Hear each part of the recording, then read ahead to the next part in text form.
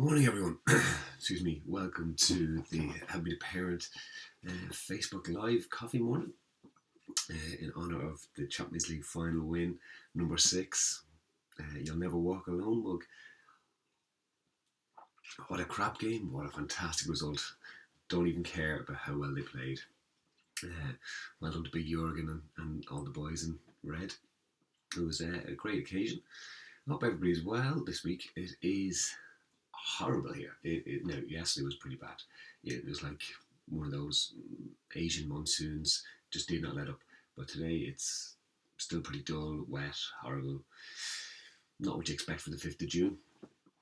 Anyway, doesn't matter. We'll get on with it. So today I'm going to be focusing mainly on questions from older teens / adults about their parents, because we normally focus on the parents asking questions about the other side, but we have had a couple of questions, and I've had a couple in the back burner, and I got one on Twitter yesterday, that kind of sparked me to kind of go, do you know what, let's pull those other questions out and actually look at just doing a specific pod on what it's like for adult children, because it doesn't matter how old we get, we still get told off sometimes. I remember my grandmother, when she was alive, telling my dad, you've no jumper on, you'll catch a cold. And he was like, Mum, I'm in my 50s. And she said, doesn't matter how old you get, you'll always be my child.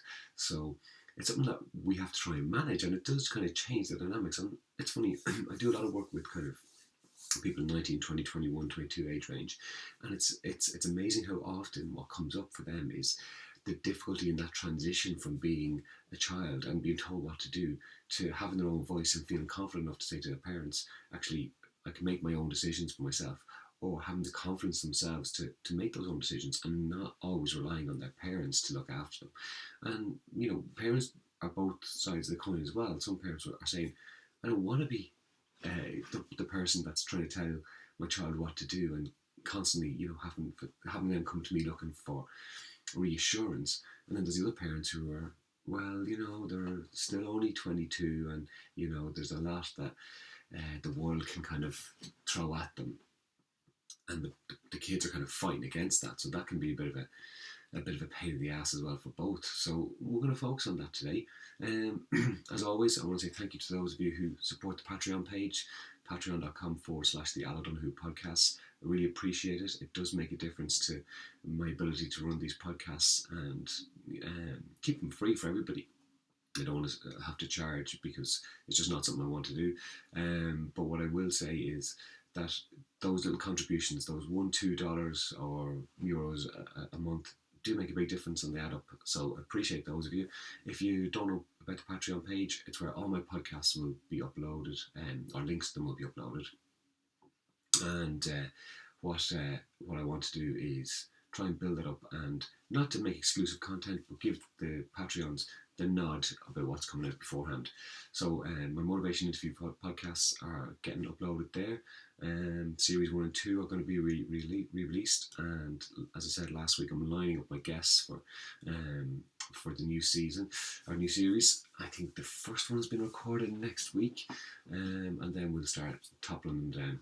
I've got some really interesting guests lined up, so I can't wait to get those kicked off. Right, anyway, adult parents, adult children even. Let's crack into this.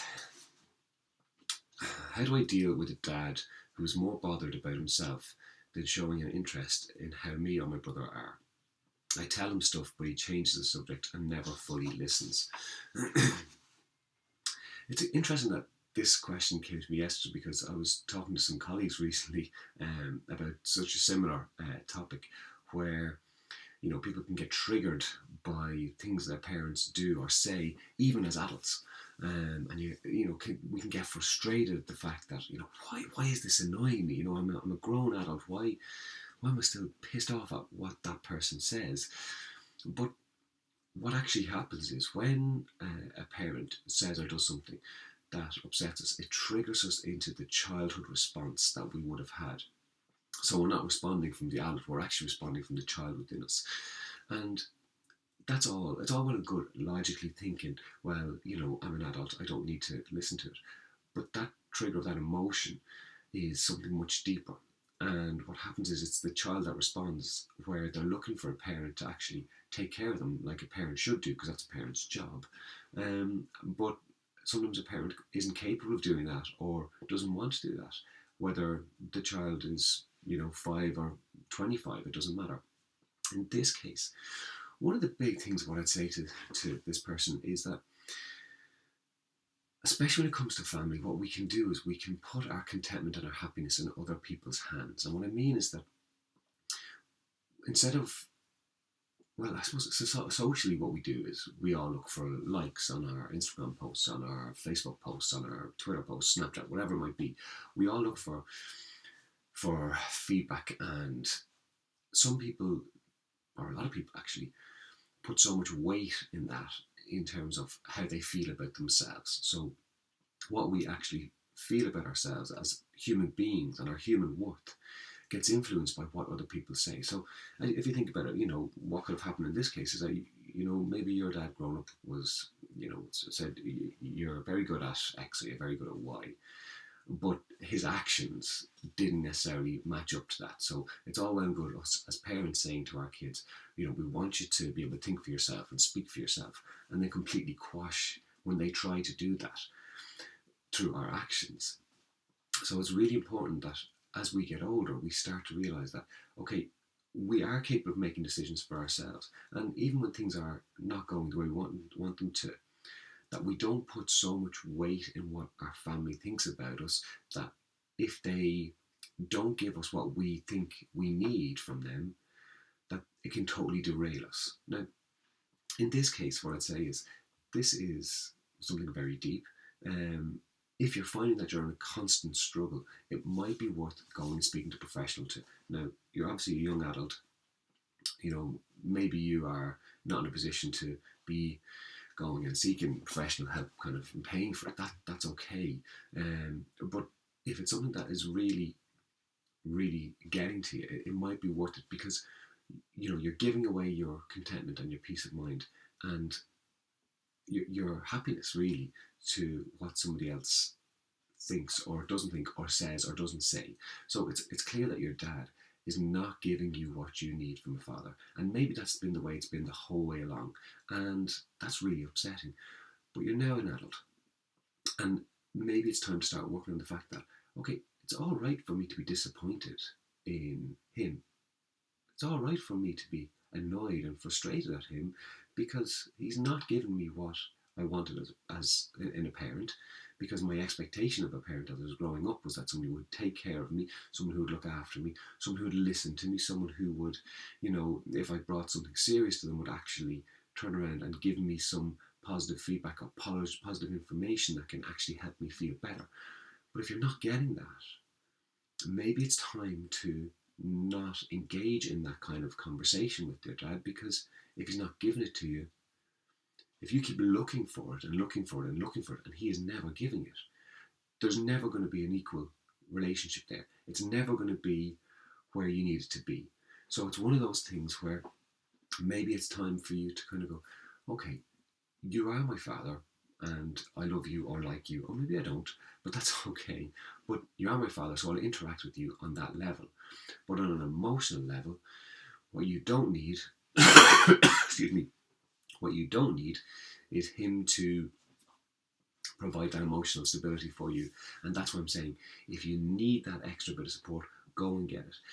If you can find that elsewhere, or if you can just start to bring that into yourself. Like, it's not like necessarily you need tons and tons of therapy. We're not talking about years of therapy here. You might just need some reconnection. And, it's one of the services I provide in my coaching, is that it's very much around, okay, where are you at right now? We don't need to go back and delve into the past and re-traumatize you and bring you through all that kind of stuff. That doesn't need to happen.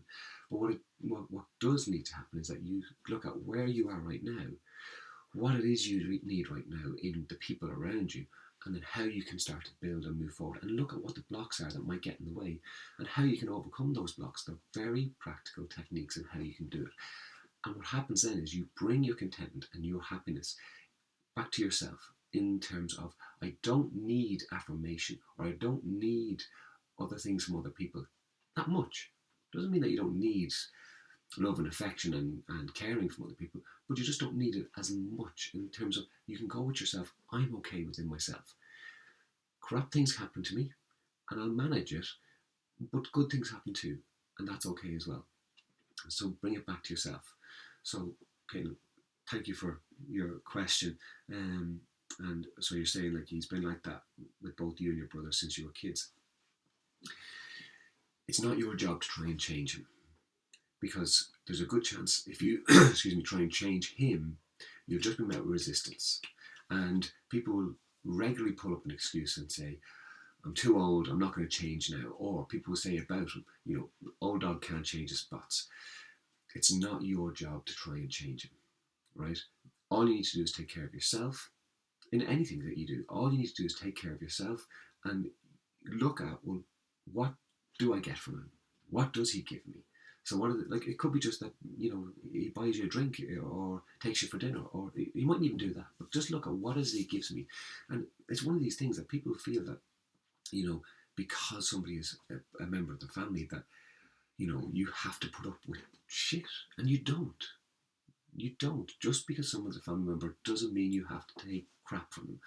So it's all right for you to go, do you know what? I'm actually going to keep a bit of a distance here, because it's not good for my own mental health that I put so much weight in what this person does or doesn't do. So I'm just going to pull back. We'll still have a relationship, but I don't need him to be there listening to me the whole time or reassuring me, because he's not capable of doing it.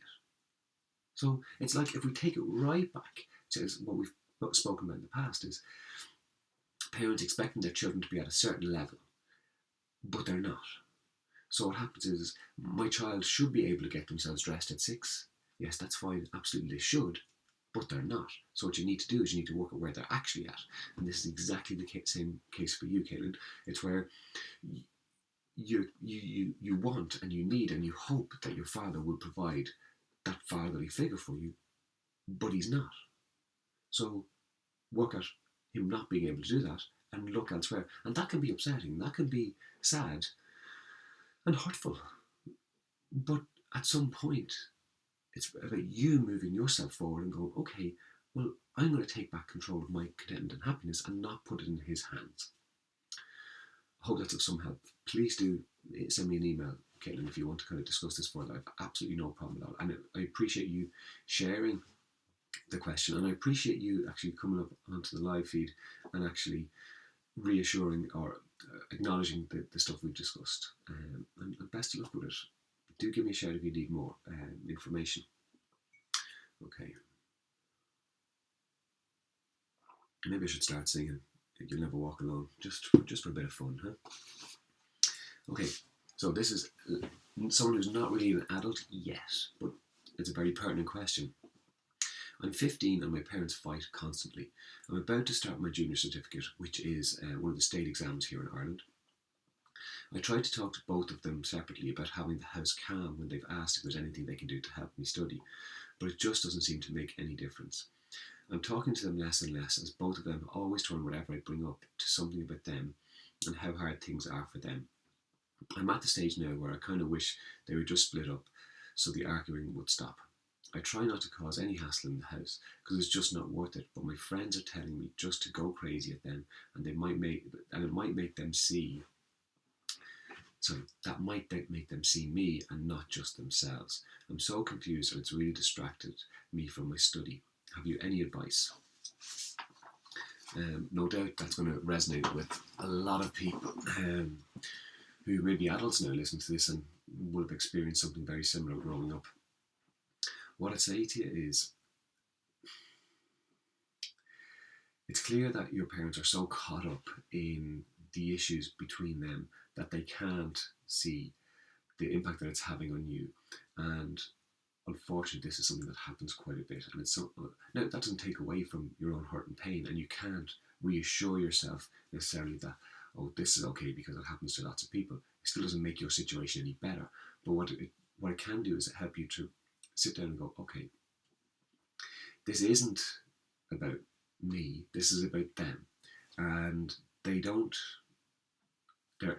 incapable of putting my needs ahead of their own anger and hurt against each other. So, we don't know what's happened. We don't know why the arguments are being caused. We don't know who's instigating it. We don't know if there's any reason behind it. It could be stress about money. It could be stress about work. It could be stress about, they might just hate each other now. And as you say, they might be better off splitting up. But you cannot impact on that. But what you can do is you can let them know the impact that it's having on you.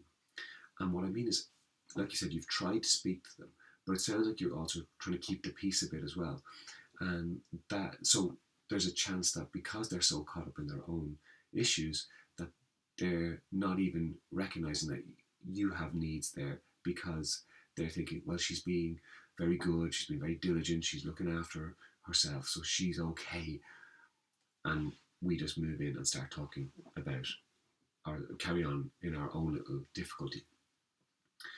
I'd suggest you write them a letter, both of them, separately, and outline the difficulty that this is causing you, and from your perspective, not blaming them or firing rubbish at them or anything like that, but just getting them to understand that this is hurting you, that these arguments are hurting you, and they're actually distracting you from you studying for state exams that brings a lot of pressure anyway, and it's not fair. So I think it's one of those things where maybe it's time for you to actually stand up by not standing up, in terms of, like, I know your friends are saying, go crazy, and then they'll realise, but what happens then is you'll feel worse, and there's a good chance, I would suspect, that both your parents will turn around to you and possibly call you selfish for actually, kicking up a fuss when they're having to manage so much stuff. So it's one of those things where maybe it's time for you to write it all down from your perspective and give it to them separately. And if it is distracting you from your study, maybe it's time for you to actually get out of the house to study, so that you're not actually having to listen to it or put up with it, or even experience the atmosphere. And I think that's something that people don't really take into account too much, is that you don't have to be hearing shouting or arguing all the time to know that something isn't right. The atmosphere, we all have a gut, we can all trust our gut. So maybe that's the case. Maybe it's just that you just don't feel relaxed or content or happy in your own home because of the stress of the arguments happening between your parents. You can't control if they're going to separate or not. You can't stop them from arguing, but what you can do is let them know how it's impacting on you. And I think sometimes if you were to go and say it to them, what they'll see is the emotion behind that, and you'll get an emotional response from them. So what it can do for them is, if you go and say, this is really upsetting me, and you're actually upset, they can get triggered into their own emotions and go, oh my God, I've upset my daughter. And then all of a sudden, yeah, but he's caused the upset, or she's caused the upset. And all of a sudden it's turned right back into their argument and gives them ammunition to take against the other parent, when in actual fact, it's both of them. They're both being a pain in the ass right now, which is not working for you and it's not helping you. Write them out. Give them both separate letters. And then see what happens, because then you may be able to sit them down. You shouldn't have to worry about this. You've got your junior cert to take care of. You shouldn't have to worry about it. But if it's causing you stress, this is the one thing that you can actually do that's going to hopefully catch their attention, without you having to go to extremes to do something major where you smash up the house, or you go and do something that you shouldn't do that ultimately causes you harm and hurt. See how that goes. Again, do come back to me if you need more, and we'll see if this works. If it doesn't, at least you've done whatever was within your power. But there is no point. You're right. Your own feelings about not going crazy are right.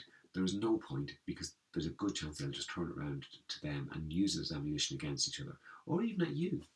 And you don't need that, and you don't deserve it. You've done nothing wrong. Okay. I hope that goes okay for you. We have one more question.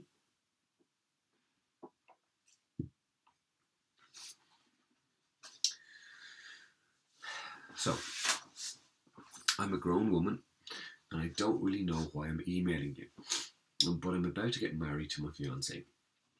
We've been so looking forward to the big day, but inside I'm dreading it. The reason I feel this way is because my parents don't speak to each other. They've been divorced for 10 years, but there is still so much bad blood between them that they literally cannot be in the same room together. Our big day is approaching, and all I can think about and pray is that they don't even cross paths and ruin the day. This is really upsetting me, and I'm at a loss as to what to do. I've worked with people on both sides of this coin actually in the past. I've worked with the parents who will turn around and say, I'm not speaking to that other parent, and if they say it to me, I'm going to let them know how I feel. And what happens is the weight of the 10 years of separation and the years of being together comes flooding out. And I will always challenge any parent like that and think, whose day is this? What do you need to do to manage yourself in this situation so that you don't ruin your child's day? Now, here we have the child, and I've worked with adult children around this, where literally for a day that's meant to be such an important, fun, exciting day for you, that what you're thinking about is keeping mum and dad apart. And that's where your focus is, and it's not fair, it's not ideal, it's not what you want. And it sounds like what you're doing is you're actually keeping that into yourself, so you're not even letting that out to other people, which can add even more stress to yourself because it's all you're thinking about. So maybe it's time to actually sit down with both parents and lay it out straight. I'm so looking forward to my wedding day. I'm so looking forward to you being there at my wedding day and celebrating with me. I am not going to put up with anything. So I know you and dad, or I know you and mum, do not get on, right? I know you cannot stand beside each other, but you have to put it aside for one day. Otherwise, if you can't, if you genuinely feel that you can't, don't come, because it's not worth the hassle. And let them know how you're feeling. This is stressing me out. This is taking my focus away from my big day because I'm worried about how you two are going to interact with each other. And that's not okay. I should be excited. I should be looking forward to this. I should be just thinking about the fun that I'm going to have and my friends and everything that's going to happen. That should be my focus, not worrying about keeping you two apart. Now, what you might get is, oh, of course, I won't do anything. But it's usually the other parent, your father or your mother, that will antagonise things and start the argument. But I won't do anything. It's amazing how blind people are to their role. We can only have conflict with somebody if we get involved with it. So if somebody tries to start conflict with us and we don't get involved, there is no conflict, there is no argument, there is no discussion, there is no fight. We are completely in control and part of any conflict that takes part because we are engaging in it. So maybe it is okay for you to turn around to them and say, I'm not going to put up with it, I don't want to worry about it, I need you. And if you need to get them to sign something and say, I promise I won't get into an argument with your mother or your father to, for the big day, do it. Even if it means nothing anyway. But it's all right for you to start to kind of go, right, I have other things that I need to be focused on. If you have the conversation, get the reassurance from them, even if something happens on the day. But if it's this, what we're talking about is the build up, so you can actually start to look forward to it. And the chances are you're probably stressed about other stuff as well, because organising a wedding is a stressful thing. So it's absolutely okay for you to be, do you know what, I'm actually going to take my stress levels away from those two. I'm going to pull it into the things I have to organise, the flowers, the whatever has to be done. So sit down, have separate conversations with both of them, get the reassurance that they're not going to, and give them the option. Tell them if you don't think you can manage yourself around them, don't come. That's okay. Don't come. I want you there, but I don't want crap. I don't want you getting into an argument or a fight, or me having to worry about keeping you two apart. So, and then, throw out a suggestion. Maybe you two do need to have a conversation together, whether it's meeting up or a conversation on the phone about, we need to put aside all our crap for one day for our child, because it's really important that she can go and enjoy and not be worried about us. Because ultimately, as parents, we don't want that. We don't want our kids worrying about having to keep us away from our ex-partners. That should not be their focus on their wedding day. Their focus should be solely on having a good day and looking forward to it. Sit them down, have the conversation, give them the option to not come. They're going to come. They're actually going to come. And then take it back to yourself and go, okay, my wedding is X amount of time away. I can't worry about what might or might not happen on that day because there's nothing I can do about it now. I just need to bring things back to what do I need to take care of in the short term right now in order to give myself the best chance of having the best day I can with my new, partner, my newlywed, and see how that goes. And if you're still finding that it's taking your concentration away, come back to me, drop me an email, and we'll have a little conversation about little kind of techniques that you might be able to use. But the simplest way is to have the conversation, put it out there, name it. I will always say name it. These things need to be put out because there's no point in worrying and then it happens and everyone's upset. Just name it beforehand.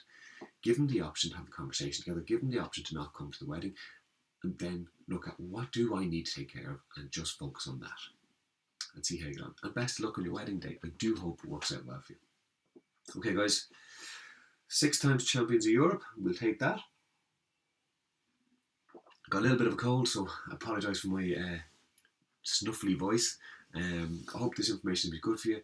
Drop me an email, guys, if you need any more information. Thank you, as always, for supporting the Patreon page for patreon.com/the Al O'Donoghue podcast. Even the price of a cup of tea, a cup of coffee once a month makes a big difference. Thank you so much. Yeah, check out the CA Coaching Motivation Interview podcasts. They're relaunching. I'm going to be reposting episode number 2 with Lisa Fannin today or tomorrow. And Patreon people, you'll be getting the third person today or tomorrow on the Patreon page. So sign up there. Hope you guys have a wonderful week, and hopefully I will see you all next week. Take care.